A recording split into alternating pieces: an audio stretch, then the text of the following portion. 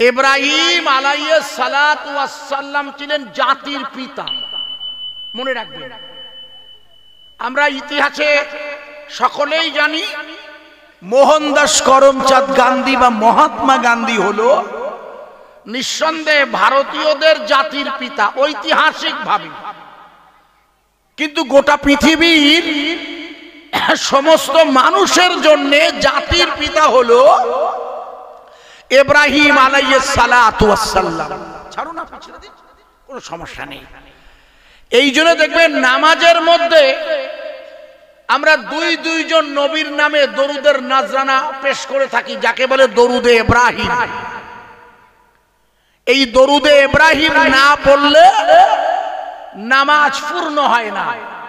কারণ নামাজ পূর্ণ হয় যখনই রসুলের প্রশংসা কমপ্লিট করা হয়। রসুলের প্রশংসা না হলে দরুদে ইব্রাহিমে আর বা যে কোনো দরুদেই হুজুরের প্রশংসা এসেছে।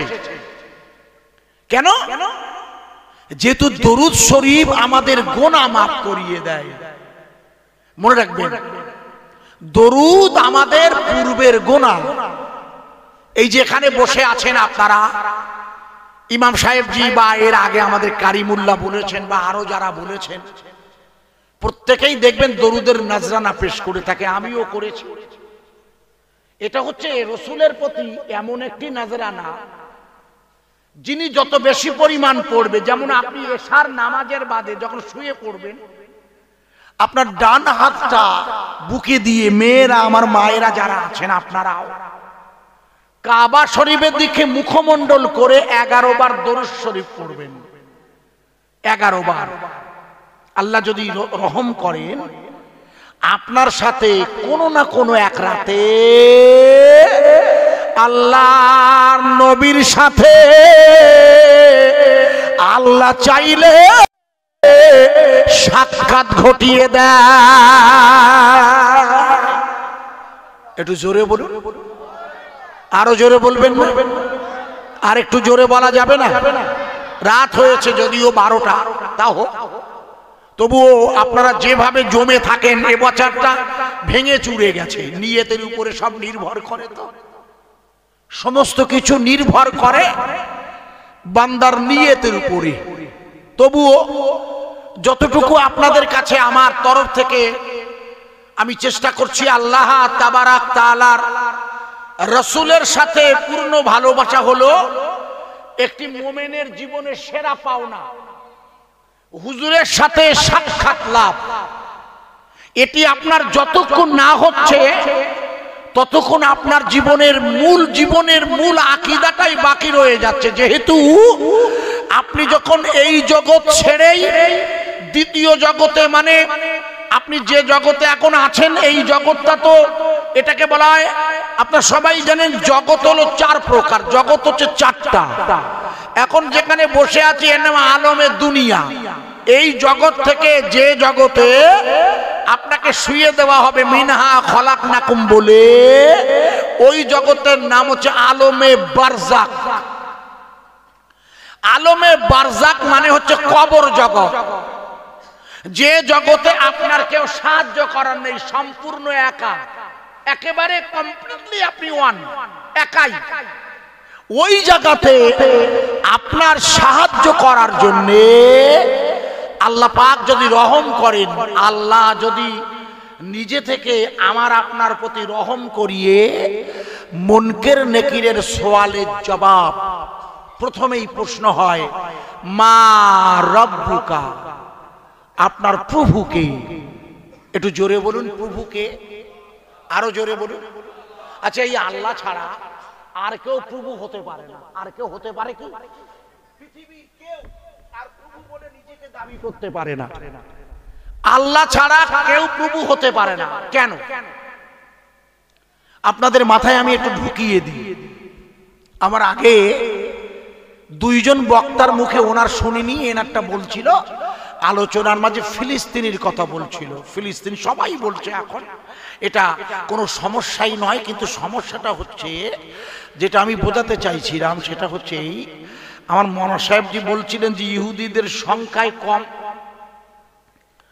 ইহুদিরা সংখ্যায় কম, অথচ ওদের সন্তানও কম, অথচ ওরা লড়াই করছে মুসলিমদের বিরুদ্ধে। বলছিলেন মৌলানা সাহেব যে কথাটা, ব্যাপারটা ঠিকই বলছিলেন, কিন্তু এই ব্যাপারে আমার নিজস্ব কিছু চিন্তা ভাবনা আছে, আপনাদের মাথায় বলছি, বোঝার চেষ্টা করবেন।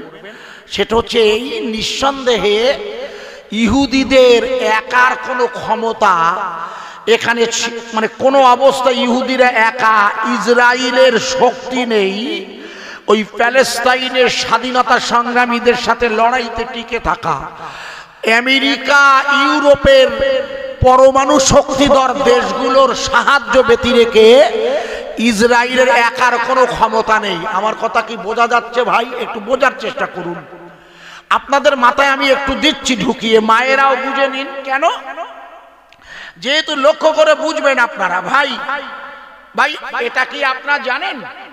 আমি জানি না আপনারা জানেন কি না, এটা আপনাদের জানানোর জন্য একটু জানিয়ে দিচ্ছি প্রথমে। কি সেটি?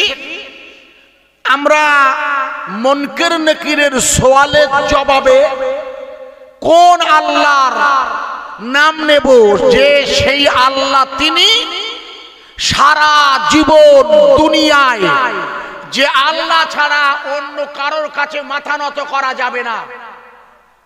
ভালো করে বুঝবেন, আমরা পৃথিবীর কোন ব্যক্তির কাছে মাথা নত করতে পারি কি? এটা শরীয়তের বিরোধী শুধু নয়, এটা হচ্ছে শিরক। আমরা কোন ব্যক্তির কাছে কিছু চাই না, কোন ব্যক্তির কাছে কিছু চাওয়া যাবেও না। আমরা চাই কার কাছে? জোরে বলুন, আরো জোরে। কোন আল্লাহ? মনে করে দেখুন, আমি উদাহরণ দিচ্ছি বোঝানোর জন্য। দীর্ঘ 48 দিন একটানা যুদ্ধ হওয়ার পরে 7 দিন যুদ্ধ বিরতি হয়েছে। 7 দিন আবার নতুন আক্রমণ শুরু হয়েছে। লক্ষ্য করুন, এই যুদ্ধ চলাকালীন 48 দিন ওই আমেরিকার মদদে ইসরায়েল এত পরিমাণ বোম মেরেছে, হাসপাতাল থেকে শুরু করে স্কুল মসজিদগুলো সব তাদের বোম্বিং দিয়ে চূর্ণ বিচূর্ণ করে দিয়ে নিজেদের অস্তিত্বের প্রকাশ ঘটাতে চেয়েছিল। অথচ ছোট্ট একটা দল, যারা তাদের নিজেদের জন্মভূমিকে স্বাধীন করার জন্য, কেন? যেহেতু মনে করে দেখুন, আপনাদের মনে নেই তাই মনে করিয়ে দিচ্ছি। মনে করে দেখুন, প্রশ্ন করব বোঝানোর জন্য। বলুন তো, হযরতে ঈসা রুহুল্লাহ, যার আরেক নাম যিশু খ্রিস্ট, খ্রিস্টান ভাইরা যাকে জেসাস ক্রাইস্ট বলে, এই যিশু খ্রিস্ট তথা জেসাস ক্রাইস্ট বা ঈসা রুহুল্লাহকে ক্রুশবিদ্ধ করেছিল কারা? জানেন না? ক্রুশবিদ্ধ করে ওনাকে মেরে ফেলা হয়েছিল। আমরা যদিও মারাটা বিশ্বাস করি না, ওটা আমি পরে ব্যাখ্যা করছি। ওনাকে ক্রুশবিদ্ধ করেছিল কারা? লিখে নিন, ইহুদিরা। কারা? ইহুদিরা। তার নাম আমি বলে দেবো, লিখে নেবেন। ইহুদিরা। ভাই তাহলে আপনাদের মাথায় একটা আলেমেরা ওয়াজ করেছেন আজকে, তাদের মতো আমারটা একটু মাথায় নেন।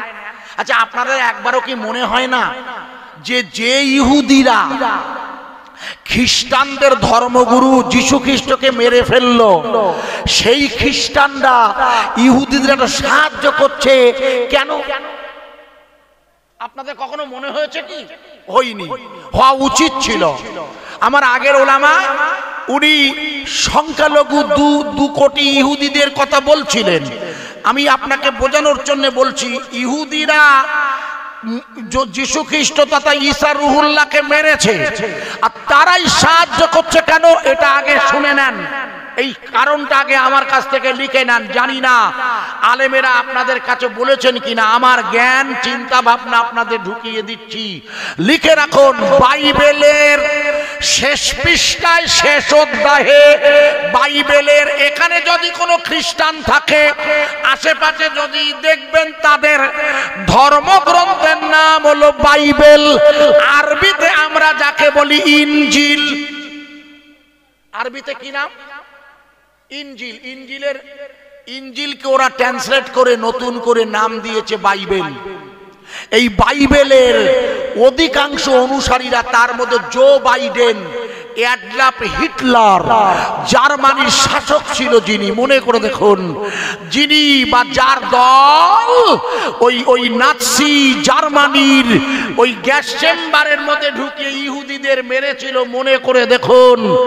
যে ইহুদিদের খ্রিস্টানরা ধরে ধরে মারত, সেই ইহুদিরা পালিয়ে গিয়ে ফিলিস্তিনি জায়গা নিয়েছিল, আর ফিলিস্তিনি বাসীরা তাদেরকে জায়গা দিয়েছিল। সেই জায়গা দেওয়া ফিলিস্তিনিদের উপরে আজ হামলা চালাচ্ছে ইসরায়েলেরা।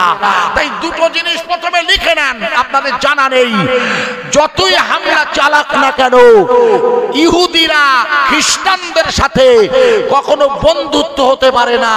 কারণ খ্রিস্টানদের সবচেয়ে বড় দল জো বাইডেন, যারা এই মতের, তারা বিশ্বাস করে যিশু খ্রিস্ট আবার পৃথিবীতে ফিরে আসবে, তবে ততক্ষণ ফিরবে না যতক্ষণ পৃথিবীতে একজন ইহুদি বেঁচে থাকবে।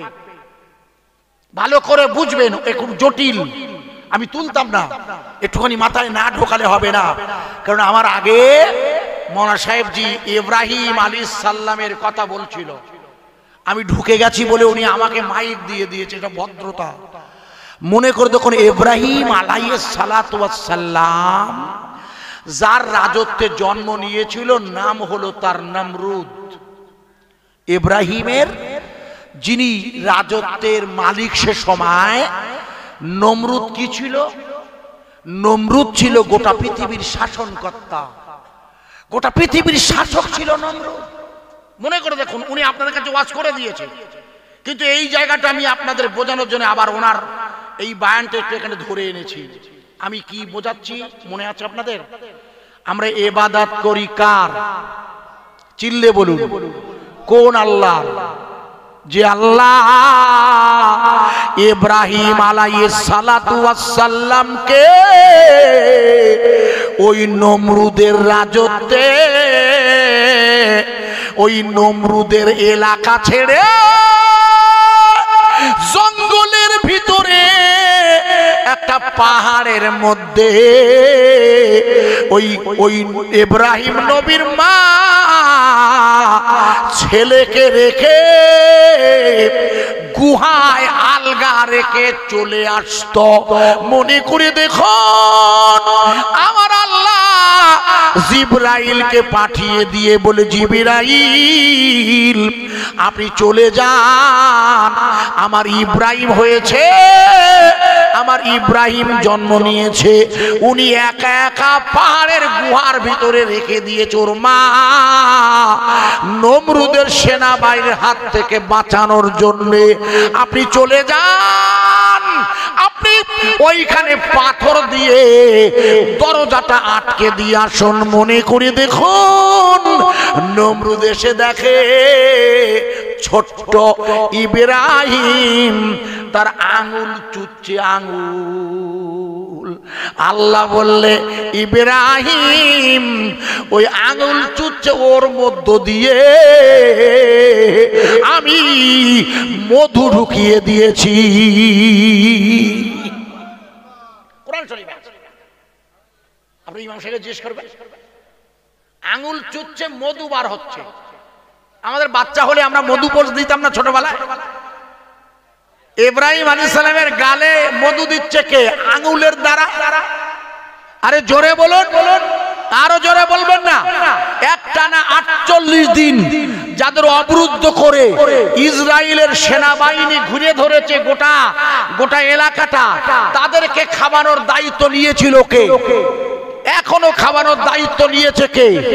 ইব্রাহিম আলাইহিস সালাতু ওয়াস সালামের একটু আঙুল দিয়ে যখন মধু বার হচ্ছে, মনে করে দেখুন আর একটা আঙুল দিয়ে আল্লাহ পানির ব্যবস্থা করে দিয়েছে। একবার জোরে বলুন, একই আঙুলের একটি হলো মধু, একটা হচ্ছে পানি। মধু একটু লালাযুক্ত হয়, চটপটে হয়, মিষ্টি, গলায় বেঁধে গিয়ে আল্লাহর নবী ইব্রাহিমের অসুবিধা হতে পারে। আল্লাহ বললেন, আমি ওই সাথে সাথে পানির ব্যবস্থা করে দিচ্ছি।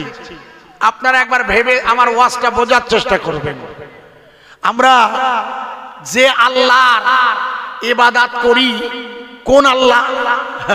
যিনি ইব্রাহিম আলাইহিস সালামকে পাহাড়ের অঞ্চলে জঙ্গলে ভরা গুহার ভিতরে রেখে দীর্ঘ 7 বছর খাওয়ানোর দায়িত্ব নিয়ে ইব্রাহিম আলাইহিস সালামকে টিকিয়ে রেখেছিল আল্লাহ। একটু জোরে বলা যাবে না সুবহানাল্লাহ? ক বছর টিকেছিল ওখানে? আরে যুদ্ধ হয়েছে তো সবে 48 দিন, আর কালকে শুরু হয়েছে 49 সবে, এখনো তো বহু বাকি। কিছু মনে করবেন না, আমি বোঝানোর চেষ্টা করছি। এরা কি চায়? এরা পৃথিবীর জমিন থেকে আল্লাহর নাম উঠিয়ে দিতে চায়। মনে করে দেখুন, নমরুদ ইব্রাহিম নবীর আল্লাহকে পৃথিবীর জমিন থেকে শুধু উঠিয়ে দিতে চায় না, ইব্রাহিম নবীর আল্লাহকে নমরুদ মেরে ফেলবে বলে 4টে বড় বড় শকুন এনে শকুনের সাথে তক্তপোষ বেঁধে দিয়ে সামনে গোট ঝুলিয়ে ওই শকুনগুলোকে প্লুব্ধ করে আকাশের দিকে উঠে গিয়েছিল। মনে আছে আপনাদের? ভালো করে শুনে নিন। নমরুদ কাকে মারতে চাইছে? একটু আওয়াজ না, আল্লাহকে। বাংলা বোঝেন না? নমরুদ মেরে ফেলতে চাইছে কাকে এখন? আল্লাহকে। জানেন না এটা? কোরআন শরীফে তাফসীর করছি, আপনার হুজুর করছিল তাই। নমরুদ ঘোষণা করলো আমি আল্লাহকে মেরে ফেলবে। এবার সরাসরি আল্লাহর সাথে নমরুদের লড়াই। কোরআন খুলে দেখুন। নমরুদ করেছিল কি? 4টে শগুন এনেছে ধরে বড় বড়, তাতেই তক্তপোষ বেঁধে দিয়েছে, আর সঙ্গে 3 জন, নমরুদ ছাড়া 2 জন শগুন ওই গোশ খাচ্ছে, অর্থাৎ মুখের কাছে ঝুলিয়ে দিয়েছে, উপরের দিকে নিয়ে যাচ্ছে তুলে। কোথায় যাচ্ছে? প্রথম আসমানে। প্রথম আসমান মানে এইটা যেটা আমরা আছি, এটা তো প্রথম আসমান, উপরটা। মোট আসমান কটা? 7 সামাওয়াতি তিবাকন, 7টা। নমরুদ যাচ্ছে কোথায়? নমরুদ যাচ্ছে আকাশে। ভাই আল্লাহকে ধরবে বলে, ভালো করে বুঝবেন, লক্ষ্য করুন, বোঝা যাবে। আজ পৃথিবীর জমিনের দিকে তাকান, সর্বত্রই আল্লাহর নামটা উঠিয়ে দেওয়ার একটা আন্দোলন চলছে। চারিদিকে তাকিয়ে দেখুন, গোটা পৃথিবীর সমস্ত শক্তি যে খ্রিস্টানদের সাথে ইহুদিদের বন্ধুত্ব হতে পারে, পরে আবার বুঝাবো, নিশ্চয়ই ধরেছি যখন বুঝিয়ে দেব, যে খ্রিস্টানদের সাথে ইহুদিদের বন্ধুত্ব হতে পারে না, কশিন কালে হবেও না। এটা যেটা দেখছেন এর ইতিহাসটা আমি আপনাকে বলছিলাম। নমরুদ খোদাকে, আল্লাহকে পৃথিবীর জমিন থেকে হটিয়ে দিতে চাইছে। গোটা পৃথিবীর সব শক্তি এক হয়ে লা ইলাহা ইল্লাল্লাহর কালেমার দাওয়াত বন্ধ করতে চায়। আমি আপনাদের জিজ্ঞেস করছি, সমস্ত শক্তি এক হয়ে আল্লাহর নাম বন্ধ করতে চায়, এটি কি কখনো সম্ভব বলে মনে হয়? চিল্লে বলুন। কোরআন আমাকে শিখিয়ে দিয়েছে, লক্ষ্য করুন। নমরুদ তার লক্ষ্যে নিয়ে যখন উঠে গেছে, খানিকটা দূরে গিয়ে নিচের দিকে তাকিয়ে নমরুদ বলছে, এই আমরা যা এসেছি তলার দিকে দেখছি, এখান থেকে পড়ে গেলি তো মারা যাব। সঙ্গী বলছে, আরে আপনি তো আল্লাহ। বলে, সে তো আমি জানি, আমি কি আল্লাহ? নমরুদ জানে না আমি কি? আরে হ্যাঁ না বলুন। নমরুদ জানে না? ফেরাউন জানতো না আমি কি?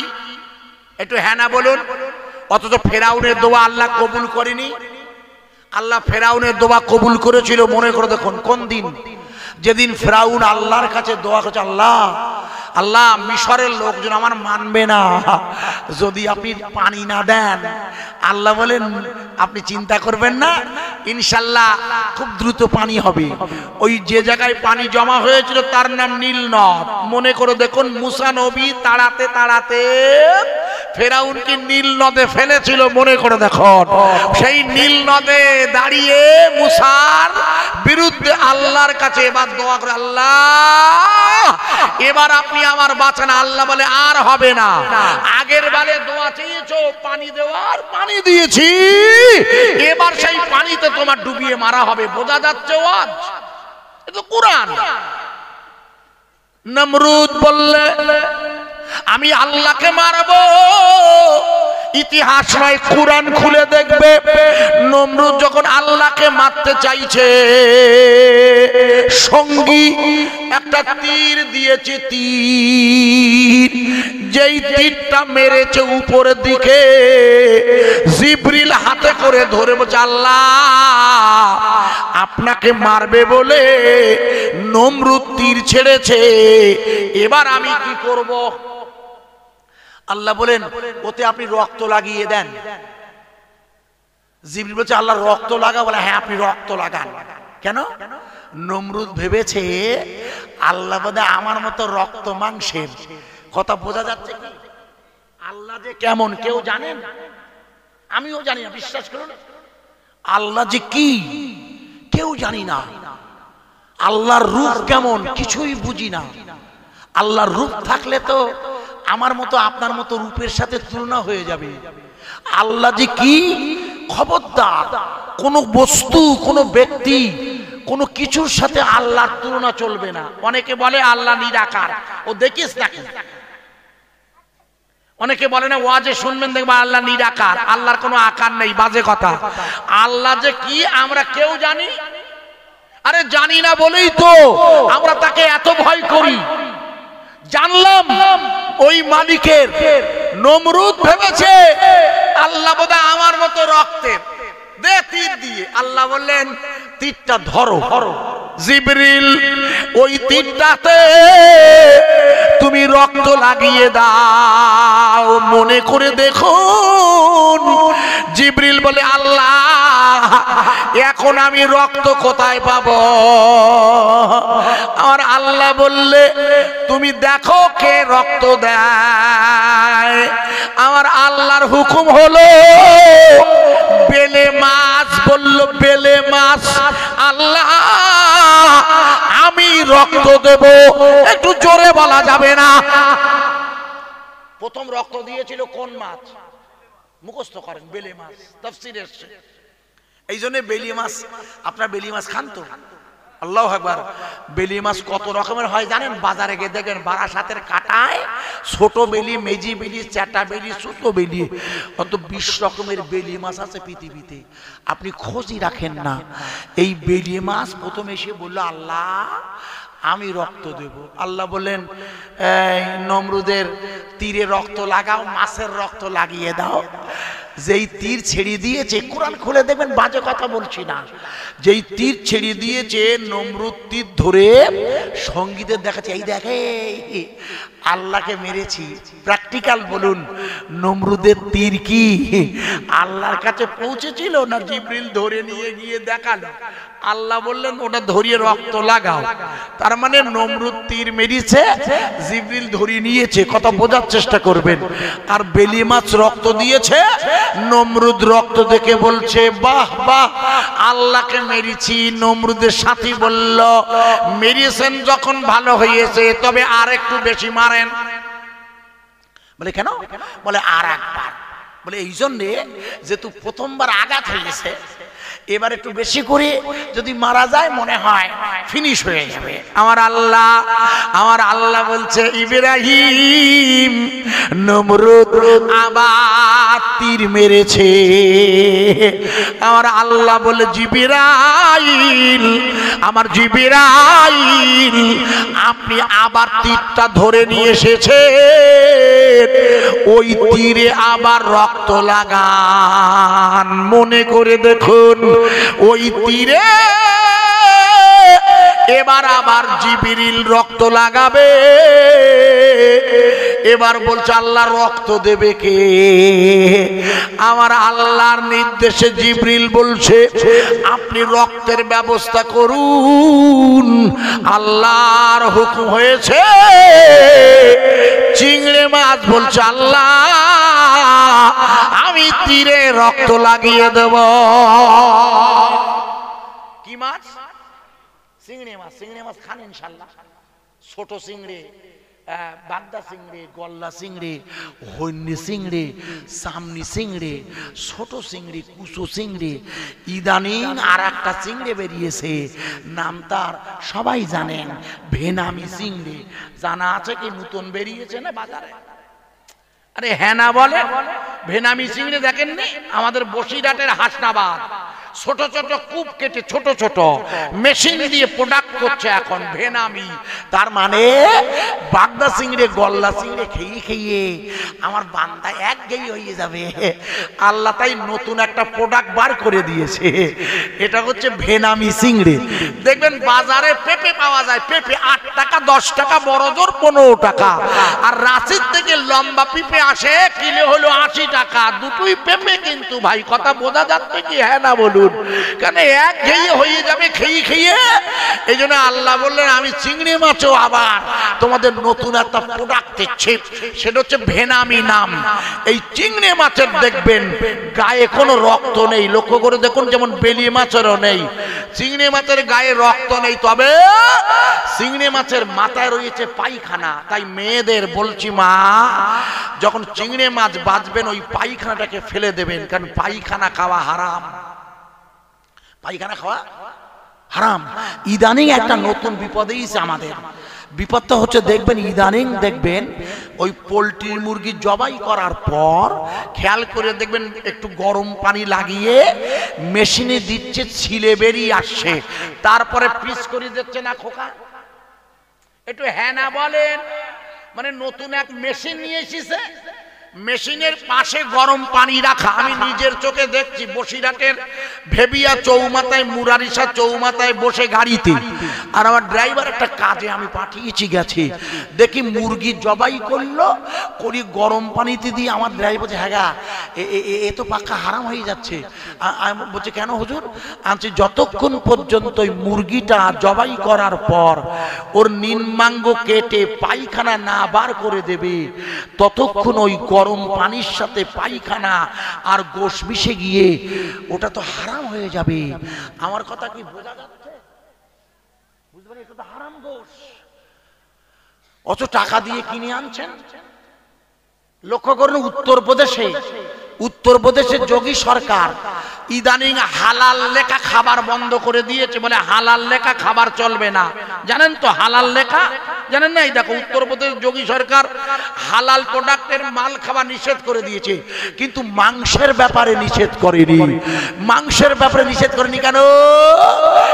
উত্তরপ্রদেশ থেকে সবচেয়ে বেশি গরুর গোশ, মহিষের গোশ রপ্তানি হয় মধ্যপ্রাচ্যের মুসলমান দেশে, যেখানে গত পরশুদিন গিয়েছিল প্রধানমন্ত্রী। মনে করে দেখো, মধ্যপ্রদেশ, মধ্যপ্রাচ্যের মুসলিম দেশগুলোতে মহিষের গোশ আর গরুর গোশে হালাল প্যাকেটিং না থাকলে বিক্রি হবে না। অথচ ভারতবর্ষের যোগীর রাজ্যে হালাল প্রোডাক্ট খাওয়া যাবে না বলে ফতোয়া জারি করে দিয়েছে। মনে করে দেখুন, আপনারা ভুল বুঝতে মুশকিল। আপনি বাজারে গিয়ে যে খাবার কিনছেন, ওই পায়খানাটা না বার করার কারণে, যদি বার করে দেয় আলহামদুলিল্লাহ, ওনাকে বলবেন আপনি পেট কেটে আগে পায়খানা বার করুন, তারপর চামড়ার পোষা ওই ছাড়াবেন, যারে বলে পাকনা। মায়েরা খুব সাবধান, ওটা হারাম হয়ে গেল। আপনার খাবারটা ইবাদতের জন্য 40 দিন অবৈধ হলো। এক গাল হারাম খেলে 40 দিন নামাজ হয় না। তাহলে ফুল পেট খেলে কতদিন হবে না? এটা তো মশলা। এক গাল হারাম, মশলা আমার না, এ তো মশলা দিয়েছে আইম্মায়ে দিনদা। এক গাল হারাম খেলে 40 দিন ইবাদত হয় না। তাহলে ফুল পেট খেলে মুরগির গোশ দিয়ে কি হবে একবার ভেবে দেখবেন না শোনা? এই জন্য বাগদা চিংড়ি মাছের মাথায় দেখবেন পায়খানা থাকে। এই জন্য চিংড়ি মাছ দেখবেন ওজন চলে। কাতলা, রুই দেখবেন জল করে নয়, যখন মাছ ধরবেন ও যেদিক তেজ ছিল সেই দিকে যায়। আর চিংড়ি মাছ লাভ মেরি কোলের দিকে আছে, মাথায় পায়খানা, বুদ্ধি কম, তাই ও ধরা খায়। খুব ভুল বুঝবেন না। এই কারণেই যখন ওই ওই গোশের অর্থাৎ মাছের রক্ত লাগিয়ে দেওয়া হলো, নমরুদ আবার তীরটা ধরে বললেন এবার আল্লাহকে মারা হয়েছে, শিওর চলো নিচে নামি।